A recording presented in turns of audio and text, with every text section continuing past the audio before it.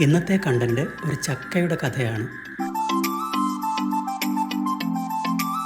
പ്ലാവിൽ ചക്ക കായ്ച്ചാൽ അതിലെന്ത് കഥയിരിക്കുന്നു, അല്ലെ അതിലെന്ത് കണ്ടന്റ് എന്നൊരു പക്ഷേ തോന്നിയേക്കാം.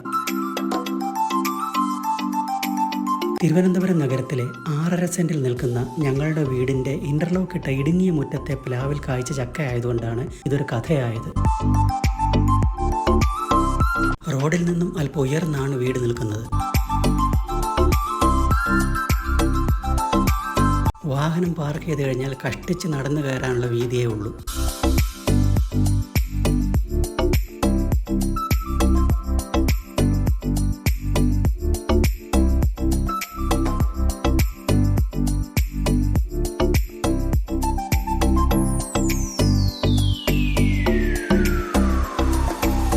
വീടിൻ്റെ മുന്നിൽ അല്പം സ്ഥലമുണ്ടെങ്കിലും 2 വശങ്ങളിലും പിന്നിലും വളരെ ഇടുങ്ങിയ മുറ്റമാണ്.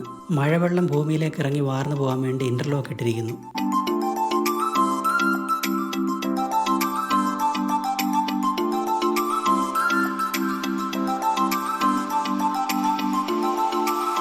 മൂന്ന് വർഷം മുമ്പ് ഒരു ചെറിയ പ്ലാവിൻ തൈ കൊണ്ടുവന്ന് നട്ടതാണ്. വിയറ്റ്നാം എയർലി രാവിലെ നടക്കാൻ പോകുന്ന വഴിയിൽ ഉള്ള ഒരു നഴ്സറിയിൽ നിന്നും വാങ്ങിയതാണ്. ഇത് 2ാം തവണയാണ് കായ്ക്കുന്നത്. കഴിഞ്ഞ വർഷവും ഇതേപോലെ കായ്ച്ചിരുന്നു. ഈ പ്ലാവ് നട്ടുകഴിഞ്ഞ് ഏതാണ്ട് 1.5 വർഷം കഴിഞ്ഞപ്പോൾ ശക്തമായ പേമാരിയിൽ അത് ചുവടെ ഒടിഞ്ഞു വീണിരുന്നു. ഇലകളുടെ ഭാരം താങ്ങാൻ തണ്ടിന് ശക്തിയില്ലാത്തതാണ് ഒടിഞ്ഞു വീഴാൻ കാരണം. എങ്കിലും അതിനെ നിവർത്തി ഒരു സ്ക്വയർ പൈപ്പിനോട് ചേർത്ത് കെട്ടി നിർത്തി. 1.5 മാസം മുമ്പ് ഒരു കൗതുകത്തിന് ഒരു വീഡിയോ എടുത്തു വെച്ചതാണ്. മുറ്റത്ത് ഈ പ്ലാവ് കായ്ച്ചു നിൽക്കുന്നത് കാണുമ്പോൾ കുട്ടിക്കാലം ഓർമ്മ വരും. നാട്ടിൽ ഓരോ പ്ലാവിനും ഓരോ പേരുണ്ടായിരുന്നു. ഓരോ പ്ലാവിൻ്റെ ചക്കയ്ക്കും പ്രത്യേകതയുണ്ടായിരുന്നു.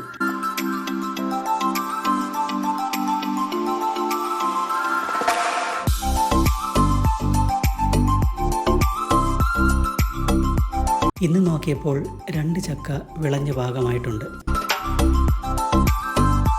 മതിലിനേക്കാൾ ഉയരത്തിൽ പോകാതെ അതിൻ്റെ ശിഖരങ്ങൾ വെട്ടിമാറ്റിക്കൊണ്ടിരുന്നു.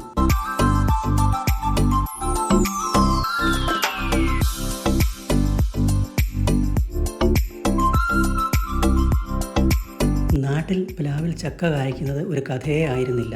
നഗരത്തിലെ വീട്ടുമുറ്റത്ത് ഈ പ്ലാവിൽ ചക്ക കായ്ച്ച് നിൽക്കുന്നത് കാണുമ്പോൾ ഒരുപക്ഷെ കുട്ടിക്കാലത്തെ ഓർമ്മകളിലേക്ക് പോകുന്നത് കൊണ്ടാകാം ഒരു ആത്മനിർവൃതി. നഗരത്തിലെ വീട്ടുവിശേഷങ്ങളുമായി വീണ്ടും കാണാം. നന്ദി.